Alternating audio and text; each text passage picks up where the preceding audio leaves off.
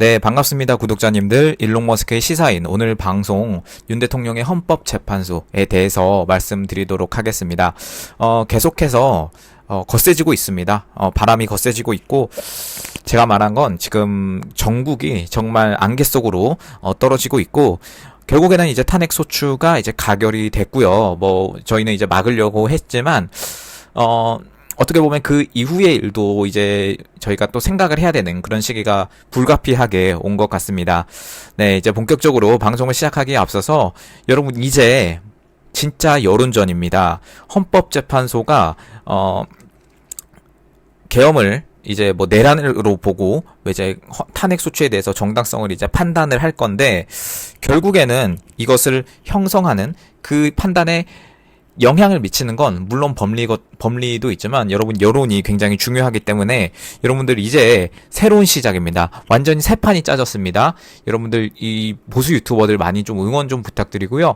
제가 20대로서 이 보수 가치를 지지하고 이 보수 가치를 지키고 이것을 좀 널리 알리고자 물론 이 좌파들 머리까지 바꿀 수는 저는 없다고 봅니다. 솔직히 말씀드리면. 근데 이 중도층에게 이러한 메시지를 전달되면 또 새로운 여론이 형성될 수 있기 때문에 제가 그렇기 때문에 유튜브를 하는 거거든요. 지금 20대로서 많은 반대에 부딪히고 특히 20대 이 여자들 정말 문제 많습니다. 제가 뭐 페미 문제 뭐 이런 것도 있겠지만 그것과 더불어서 많이 좌경화가 된 세대예요.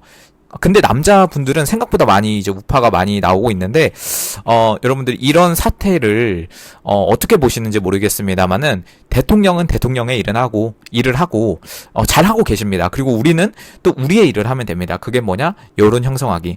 그렇기 때문에 여러분 구독과 좋아요 아직 안 누르고 보시는 분들은 먼저 시작 전에 누르고 보시면 좋을 것 같고 좀 널리 퍼날라 주시면 감사하겠습니다.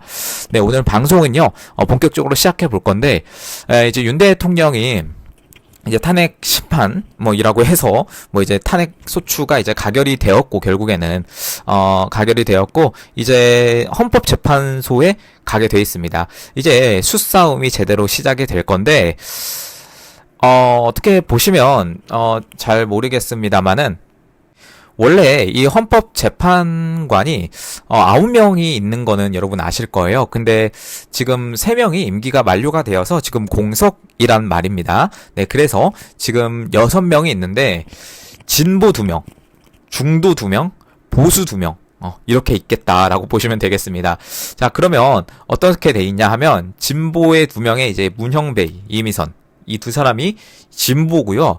문재인이 임명한 사람입니다. 하여튼간 어딜 가나 이 똥을 뿌리는 게 바로 이 문재인이다 할 수 있겠죠.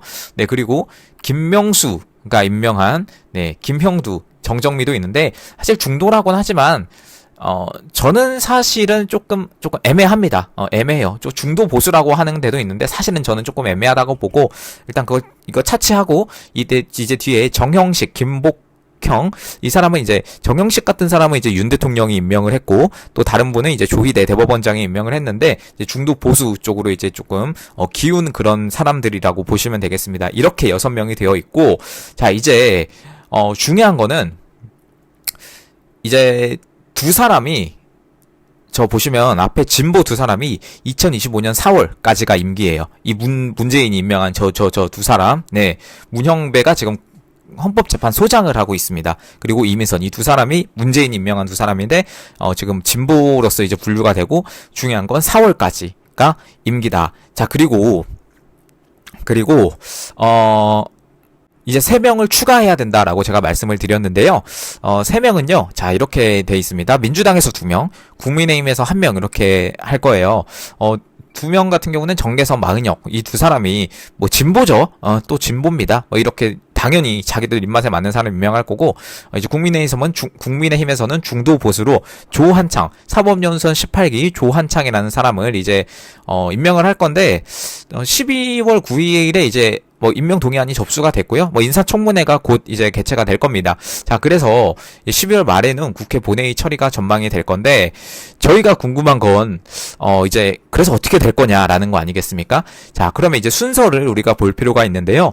국회에서 이제 탄핵 소추안이 포결이 되면 접수일로부터 180일 이내에 헌법재판소에서 심판이 되고 거기서부터 6인 이상이 이제 찬성이 필요하기 때문에 결국에는 만장일치가 되어야만 이게 그 헌법이 그 헌법상으로 이제 탄핵이 이제 가결이 완전히 된다고 볼 수 있겠습니다.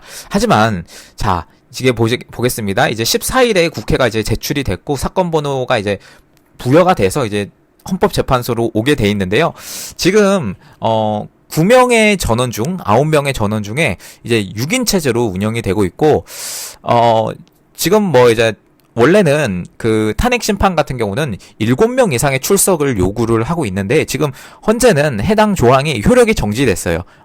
근데 이제 6명의 찬성이 필요하다는 거는 정지가 안 된 상황입니다. 그렇기 때문에 자, 6명의 찬성이 필요하기 때문에 만장일치가 되어야만 결국에는 이 좌파들이 원하는 대로 된다는 거예요. 하지만 제가 말씀드린 것처럼 중도 보수가 이제 2명이 있고 그렇기 때문에 만장일치는 안 될 확률이 매우 매우 높다 이렇게 볼 수가 있습니다. 단 이제 어떤 식으로 진행이 되냐 하면 자 공석인 재판관 3명이 새로 임명이 될 수도 있어요. 3명이 새로가 임명이 되면 이제 9명이 총 이제 되는 거죠. 그래서 이제 이 9명에서 다시 한번 심리를 재개할 가능성이 있는데 여기서는 또 뭐 말들이 많겠습니다. 어찌됐든 간에 9월에 뭐 누가 뭐 하고 근데 결국에는 이것을 이제 대통령이 직무가 정지된 상태에서 임명권이 국무총리한테 넘어가게 되고요.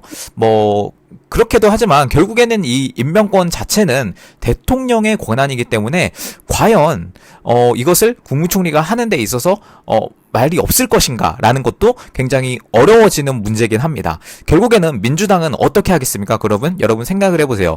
민주당은 당연히 내년 3월 말 이전에 결론에 빨리 도달해야 되겠다라고 이렇게 부추기겠죠. 하지만 우리 입장에서는 자유우파 입장에서는 제가 아까 말씀드린 것처럼 내년 4월 18일 날 문재인이 임명한 문영배랑 누구였죠? 이미선 이 진보 성향 이 두 사람이 임기가 만료된다는 거예요. 이 좌파 2명이 나오게 된다는 겁니다. 그래서 2025년 4월 이후에는 어떤 식으로 이루어지냐면 대통령과 대법원장이 추천하는 3명의 재판관을 교체해야 된다는 말이에요. 그렇기 때문에 민주당이 결국에는 자충수를 둔 거다. 저는 이렇게 생각을 합니다. 결과적으로 일단은 윤석열 대통령의 전략은 무엇일까? 우리 자유우파의 전략은 무엇일까 하면 여러분 뭡니까? 대통령이 결국에는 머리를 썼다. 저는 이렇게 생각합니다. 그것은 제가 이제 뭐 권성동 의원과 어떻게 뭐 의논을 했다 이런 썰도 있고 뭐 대부분 친윤 의원이긴 하지만 뭐 그렇게 하지만 결국에는 탄핵 소추를 유도했다라고 이렇게 하는 썰도 있는데 이렇게 되면 어떻게 되냐면 결국에는 이제 완전히 그 판이 우리 윤 대통령에게 넘어왔다. 그렇게 볼 수 있겠어요. 민주당은 계속해서 빨리 해라 할 거고 압박을 할 거지만 결국에는 법리를 따져야 되고 여러분 그 법리의 전문가가 누굽니까? 윤석열 대통령입니다. 검찰총장을 한 사람인데 그걸 모르겠습니까? 여기서 마지막 반전이 있을 거라고 저는 생각을 하는데 자 어떤 식으로 될지 자 4월 18일을 만약 넘긴다면 대통령이 증인으로 나옴으로써 완전히 바뀌는 판이 지금 나오게 될 거예요. 문영배라는 사람은 일단 진보기 때문에 신속하고 공정한 재판을 하겠다 이렇게 말은 하지만 결국에는 윤 대통령과 국회에 이제 뭐 민주당 쪽에서 뭐 대리인단을 꾸려서 뭐 탄핵의 필요성을 이제 다툴 수밖에 없는 그런 상황이 됐는데 일단 뭐 16일 오전 10시에 재판관 회의는 이미 소집이 됐고요. 일정을 논의하겠다라고 이제 말을 하고 있습니다. 네, 여러분들 저는 개인적인 의견을 좀 말씀드리자면 저는 어떻게 보면 윤석열 대통령이 의도한 것일 수도 있겠다라는 그런 생각이 사실 드는 것도 네, 사실입니다. 왜 그러냐 하면 바로 이것 때문인데요. 사실 뭐 저는 지난 박근혜 대통령님 탄핵 때도 민주당이 JTBC 이런 놈들과 붙어먹으면서 말도 안 되는 증거를 들이밀면서 결국 박근혜 대통령을 사과하게 만들었거든요. 저는 거기서 사과를 하면 사실은 이제 뭐 저희 같은 정상인 입장에서는 사과를 하고 뭐 물론 그 일이 발생하지 않았다라고 이렇게 정확히 말은 했지만 태블릿 PC나 뭐 이런 거에 대해서 결국에는 뭡니까? 결국에는 그 사과한 거를 잡아뜯고 물어뜯었단 말이에요. 윤석열 대통령이 지금 사과하지 않았습니다. 뭐 국민께 뭐 불편을 드려서 죄송하다 이런 말은 했지만 지금 민주당에 대해서는 계속해서 똑같이 일관되게 말하고 있고 이런 종북 좌파 세력들을 일거에 척결하겠다라고도 이제 말씀하시고 나를 믿어달라 끝까지 싸우겠다 이렇게 말씀하셨는데 저는 이러한 태도가 정말 필요하다고 봅니다. 자, 바로 그 태도와 더불어서 바로 이겁니다. 대통령이 헌법재판소에 출석을 해서 직접 변론을 하는 것을 검토하겠다. 그리고 헌법재판소에서 직접 법리를 따져보겠다 라는 의지를 시사하셨고 또한 이 재판을 생중계해달라라고 이런 요청도 검토하고 있다고 합니다. 자, 여러분들 어떤 게 나올지 모르겠습니다. 이번 헌법재판소에서 만약 진짜 된다면 나라가 정말 뒤집어질 정도의 정말 엄청난 일이 저는 벌어지지 않을까 그렇게 개인적으로 기대를 하고 있고 설렘으로 이제 바라볼 수밖에 없는 그런 상황이 될 건데 뭐 사실은 이미 김학성 이제 헌법학회장님도 역시 내란죄에 대해서는 혐의가 전혀 없다는 해석이 나왔어요. 지금 뭐 내란 수괴다 뭐 이런 정말 진짜 내란죄 저지른 놈들은 잘 살고 떵떵거리고 살고 있는데 지금 윤 대통령이 뒤집어 쓰면서 지금 이렇게 된 건데요. 내란죄 자체는 당연히 불성립합니다. 왜냐하면 이것은 대통령의 권한이고요. 대통령의 권한을 뭐 지방의 무슨 질서를 파괴할 정도로 뭐 대규모의 폭력을 이루어지고 뭐 그런 게 전혀 아니라는 거죠. 지금 헌법에 의한 국가기관을 뭐 강압에 의해서 뭐 전복을 한다거나 뭐 행사를 불가능하게 한다거나 뭐 국회를 전복시켰습니까? 윤 대통령이? 그런 게 전혀 없고 지금 비상계엄이라고 해서 뭐 폭동이라고 뭐 불릴 상황도 전혀 없고 국회도 정상적으로 권한을 행사했고요. 국무회의를 거쳐서 계엄의 선포나 해제가 이런 게 정상적으로 이루어졌다는 거예요. 그렇기 때문에 굉장히 대통령이 뭐 이렇게 뭐 자극적인 표현으로 동원해서 국민을 성동하는 행위를 지금 민주당에서 오히려 하고 있다는 겁니다. 법조계에서 비상계엄이 위헌이라고 한 점도 그렇지 않다고 이미 보고 있고요. 선포하기 전과 해제하기 전에 국무회의를 거쳤고 절차적인 하자 또한 없다는 것입니다. 단지 뭐 국회에 통보를 못했다. 하지만 역시 성명을 발표를 했고요. 국회의원들이 대부분 지켜볼 수 있었고 정상적으로 비상국회도 열렸습니다. 이것을 절차상의 하자로 인해서 위헌으로 몰고 갈 수는 없는 상황인 거죠. 또한 아까 말씀드린 것처럼 정상적인 대통령의 통치 행위, 국가의 비상 상태를 판단을 하는 것이 대통령의 정상적인 통치 행위고요. 이 통치 행위 또한 대통령의 고유 권한으로 헌법에 보장이 되어 있다는 겁니다. 대통령의 통치 행위가 사법부가 옳고 그름을 판단할 수가 없다는 겁니다.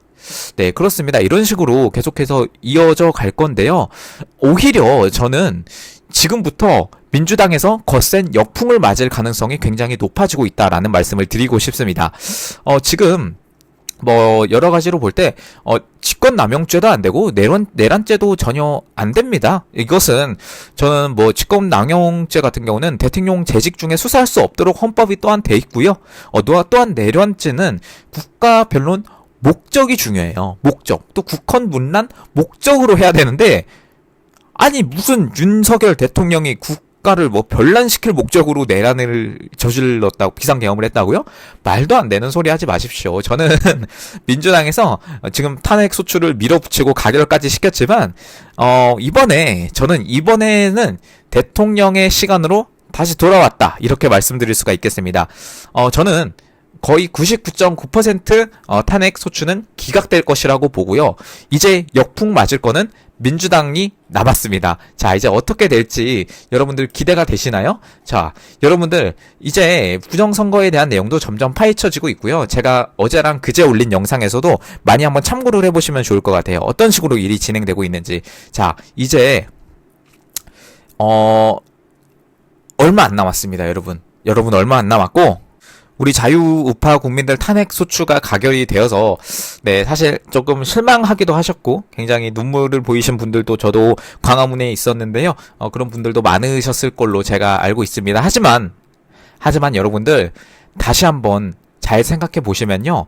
지금 바뀌고 있습니다. 제가 계속해서 미국 과의 어떤 그런 전략도 이렇게 좀 같이 봐야 된다라고 또 말씀을 드리고 이제 헌법재판소에서도 저는 당연히 끝날 거라고 기각될 거라고 이제 계속해서 예상을 하고 있지만 결국에는 여러분들 1월 20일 날 트럼프가 취임을 하고요. 트럼프는 시간이 별로 없습니다. 이제 재선을 또 하지는 못하니까 4년 안에 모든 거를 다 척결해야 되는 그런 칼이 트럼프에게 와 있는데요. 지금 FBI 국장도 부정선거를 조사하는 캐시 파텔이라는 사람을 앉혔고 이제 한국도 맞춰서 갈 거예요.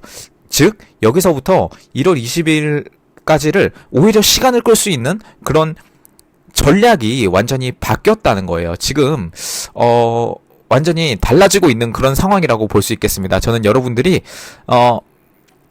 지금 너무 슬퍼하지 않았으면 좋겠어요. 지금 저는 오히려 슬퍼하는 시기가 아니라 윤석열 대통령이 뭐라고 말씀하셨습니까? 저는 잠시 멈춰서지만 저는 결코 포기하지 않겠다 이렇게 말했거든요.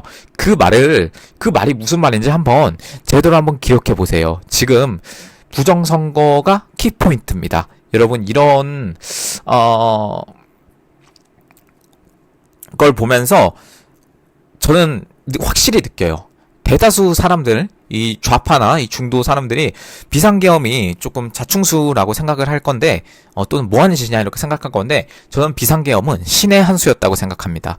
비상계엄 한 번 하니까요. 대한민국의 온갖 치부가 다 드러났기 때문이고 완전한 민주당의 깽판이 지금 다 드러났습니다. 탄핵 남발, 예상안 삭감, 간첩법 방해 등등. 그리고 가장 중요한 거 선관위 이슈 이거를 완전히 공론화하기 시작했습니다. 그동안 완전히 성역이었죠. 이 좌파랑 민주당의 완전히 성역이었는데 지금 이 비상계엄 한 번에 완전히 다 드러났습니다. 본격적으로 수사가 될 확률이 굉장히 높고 이제 포렌식도 진행이 되고 완료가 된 상황이라고 저는 이렇게 듣고 있는데 또 지금 완전히 언론들의 실체도 다 파악이 됐고 그리고 국민의힘에 숨어있던 이 배신자들까지 완벽하게 색출을 할 수 있었던 저는 완전히 그레이트 어웨이크닝이 바로 비상계엄이다 라는 생각이 들어요. 자 여러분들 이제 설렘으로 전국을 바라보시고요. 너무 이렇게 힘들어하지 마시고 우리 이제 힘낼 시간이 왔습니다. 그리고 여론 밀어붙일 시간이 왔습니다. 윤석열 대통령에게 이제 턴이 넘어왔습니다. 저렇게 민주당이 난리를 치고 2년 반 동안 저렇게 못살게 굴었던 거 이제 반전 시작됩니다. 제가 장담합니다. 네, 감사합니다. 일론 머스크의 시사인이었고요. 구독과 좋아요 그리고 널리 퍼날라 주시면 너무나 나라에 도움이 되는 그런 일을 해주신다고 생각하시면 네, 감사하겠습니다. 일론 머스크였습니다.